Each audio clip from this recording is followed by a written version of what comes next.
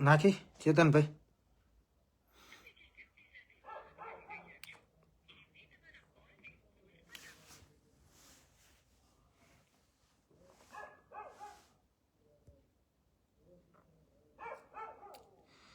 જય માન દાદા, જય કોળી સમાજ. મિત્રો, સૌ પ્રથમ તો દરેક પિન્ટુ ખરેખર આજે આપણે ફેસબુક લાઈવ થયા છીએ એ માત્ર ચેતનભાઈ માટે થયા છીએ. હા ચેતનભાઈ, હા મેં એક્સેપ્ટ કરી. આમાં હું એ જોઉં છું. એટલે ખાસ કરી આજ આપણે ચેતનભાઈ માટે જ લાઈવ થયા છીએ અને ખરેખર આપણા સમાજનું ગૌરવ છે ચેતનભાઈ. હાઈકોર્ટના વકીલ છે અને આ કેસમાં ચેતનભાઈએ પોતાનું આમ એમ કહેવાય કે 24 કલાક આની અંદર બહુ મહેનત કરી છે ચેતનભાઈએ. એટલે સૌ પ્રથમ તો ચેતનભાઈ લાઈવ ની અંદર જોડાય ને એ પછી જ મિત્રો આગળ શેર કરજો.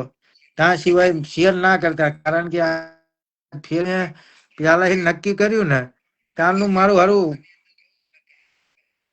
ફેસબુક ને સરકારને ખબર પડી જાય વક્ષી કે તારની અમારા બેને એકા બીજી આવી નહીં શકતા ને સરવાઈ. ચેતનભાઈ મારી રિક્વેસ્ટ આવી તમારા આમ જુઓ. ચેતનભાઈ મેં અભી હાલ મેકલી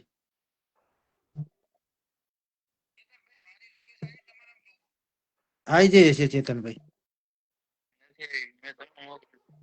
તમે પાછી ફરી વખત મેકલી આવી ને એક્સેપ્ટ કરી લો. કરી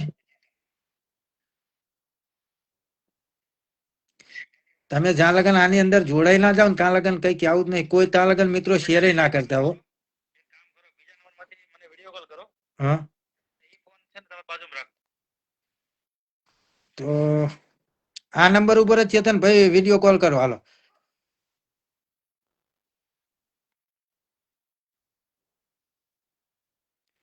ખરેખર સમાજ ભાવના ખૂબ છે ચેતનભાઈ ને, પણ શું કરવી. ચેતનભાઈ લાઈવ નથી થઈ શકતા, પણ કોઈ વાંધો નહીં. લાઈવ જે વિચાર્યું હોય એ તો અમે પૂરું કરીને જ રહીશું. એટલે ફોનમાં ચેતનભાઈ ડાયરેક્ટ લાઈવ થશે. સીમાં ફોનમાં. એટલે મિત્રો બને એટલો આગળ વિડીયો શેર કરો. ડાયરેક્ટ અમે ચેતનભાઈ લાઈવ થશે. હું ફોનમાં વિડીયો કોલ ચેતનભાઈને કરું જ છું. બાકી જે અમે ધાર્યું હોય એ તો અમે કરીને જ રવાના.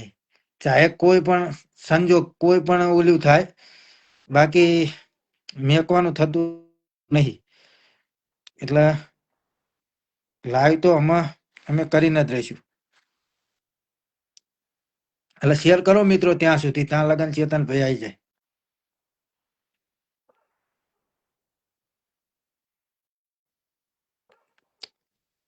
ફટાફટ શેર કરો મિત્રો. હા ચેતનભાઈ, હા આમાં એવું હોય નેટ બંધ છે તો ચેતનભાઈ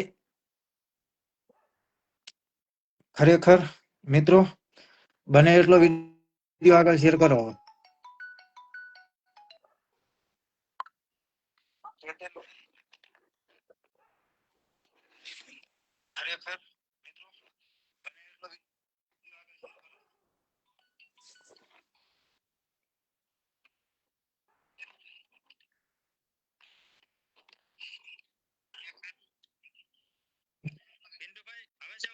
હા આવે છે.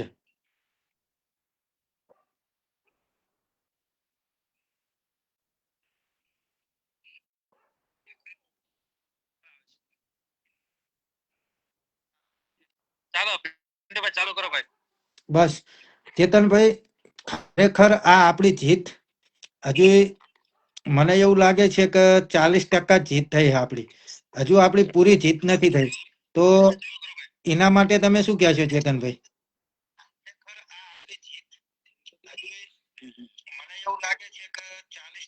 બીજો ફોન હોય તો ચેતનભાઈ તમે કાંઈ અવાજ ઓછો કરી નાખો બીજા ફોનમાં. હા આવે. બોલો બોલો ચાલો. આ જે આપણી જીત થઈ, ઓલા લુખ્ખા જયરાજને આજે અટકાયત કરી અને જેલને હવાલે થયો, પરંતુ ખરેખર મને એવું લાગે છે ચેતનભાઈ કે હજુ આપણી જીત પૂરેપૂરી નથી થઈ. 80% જીત આપણી થઈ છે, બાકી 20% આપણી જીત બાકી છે. તો એના માટે તમે શું કહો છો? પિન્ટુભાઈ, સૌપ્રથમ તો સમાજના તમામ જે વ્યક્તિ છે, જે નાનો છોકરો હોય તો ભલે, ને સમાજના સર્વોચ્ચ રાજનેતા હોય તો પણ ભલે, આ તમામ વ્યક્તિએ આમાં જે ઘટના બની હતી નવનીતભાઈ વાળી, તો એ ઘટનાથી કોઈ પણ છોકરો જોવા ને પિન્ટુભાઈ, બરોબર બરોબર, હવે એ ઘટના કોઈ પણ છોકરો જોવે ને પિન્ટુભાઈ, તો એને રોવાટા છે ને ઉભા થઈ જાય. કારણ કે એટલી ક્રૂરતાથી નવનીતભાઈ ઉપર જે 8 ઇસમો જે પ્રહાર કરતા હતા ને, એ ખરેખર જોવાથી તે આપણે રોવાટા ઉભા થઈ જતા હોય.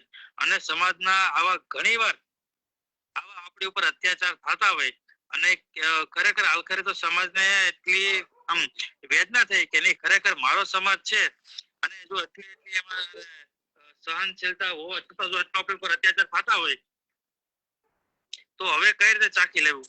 તો તેના માટે પિન્ટુભાઈ, નવનીતભાઈ સમાજની મદદ માંગી.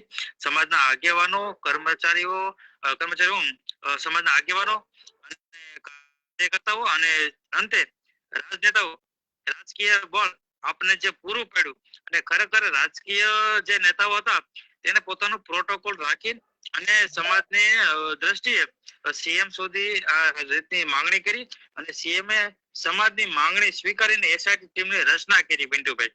બરોબર. પછી એસઆઈટી ની ટીમે જે શરૂઆતના તબક્કામાં કામગીરી ચાલુ કરી હતી, તો ખરેખર આપણને એમ લાગતું હતું કે એસઆઈટી ટીમ ખરેખર આ શું કરી રહી છે, પણ એનું પોલીસની રીતે કરતા આખું અલગ રીતે આખો એનો બેઝ હોય છે. એ લોકો પહેલેથી એકડો બગડો તગડો એ રીતે સ્ટાર્ટિંગ કરે છે, નહીં કે ફરિયાદી કેમ પ્રમાણે કામ કરી નાખે. એસઆઈટી ની ટીમ એટલે હાઈ પ્રોફાઇલ ની ટીમ કહેવાય, એમાં કોઈ પણ જાતની બાંધછોડ કરવામાં આવતી નથી.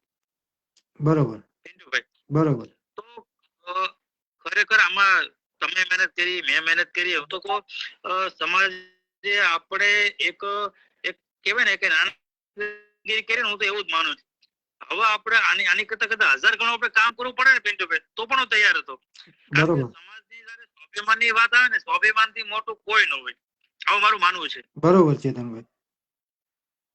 એટલે ખરેખર જો આપણને એમ લાગતું હોય કે આપણો સમાજ પીડિત છે, અને આપણે એટલી હાઈકોર્ટના એડવોકેટ તરીકે આપણે કામ કરતા હોય, અને છતાં પણ જો આપણે સમાજ આપણે ન્યાય ન અપાવી શકતા હોય, તો ખરેખર આ તો કેવું કહેવાય કે સમાજને આપણે કેમ અલગ હોય એવું દર્શાવતા હોય.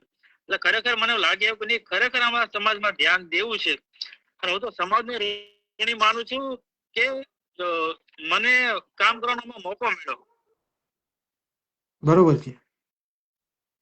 એટલે મેં મારી ખાલી ફરજ પૂરી કરી છે, મેં સમાજ ઉપર કોઈ ઉપકાર નથી કર્યો. ચેતનભાઈ, પણ હજુ ઘણા રહસ્ય એવા છે કે જે નવનીતભાઈને મારવા માટે આરોપીઓ જે ગાડી લઈને ગયા, જે સાધન લઈને ગયા, એ સાધન હજુ સુધી પોલીસ દ્વારા જપ્ત કરવામાં નથી આવ્યું. તો એના માટે તમે શું કહો છો ચેતનભાઈ? હવે જો એસઆઈટી ટીમ છે ને, એ હજી પાકો રિપોર્ટ હજી ક્યારે આપશે ખબર? એને સંપૂર્ણ તપાસ થાય ને, પ્રાઇમા ફેસી તો છે ને આ બધું નિવેદનો પછી એવિડન્સો આ બધું થઈ જ ગયું હોય, પણ કદાચ જાહેર મીડિયા સમક્ષ કે જાહેર પબ્લિક સમક્ષ આ લોકો રજૂઆત નહીં કરી હોય. પિન્ટુભાઈ, મારો ફોન છે ને, તમારો ફેસ દેખાય ને બાજુ બાજુ બને રાખો, ફક્ત તમારો ફેસ દેખે એમ નહીં. જો દેખાય આમાં ચેતનભાઈ, બરોબર. તો ખરેખર મારે એ રીતે કહેવાનું કે આમાં તપાસ તો સરકારે કરી દશે, પંચનામું કર્યું હશે, પછી આમાં જે કાર છે એ બધું લીધું જ હશે, પણ ખરેખર આપણે જાણ નહીં કર્યું એ પણ બની શકે, અને કદાચ નો પણ લીધું એવું પણ બની શકે. કારણ કે જ્યાં સુધી મને માહિતી ન હોય ત્યાં સુધી હું કામ કહી શકું ભાઈ. પિન્ટુભાઈ, બરોબર. એટલે ખરેખર હજી નવનીત એમ કહે છે કે હજી આમાં અમુક તથ્ય છુપાયેલા છે, હજી પણ આમાં આરોપી સંડોવાયેલા છે, તો હજી પણ તપાસ ચાલુ છે.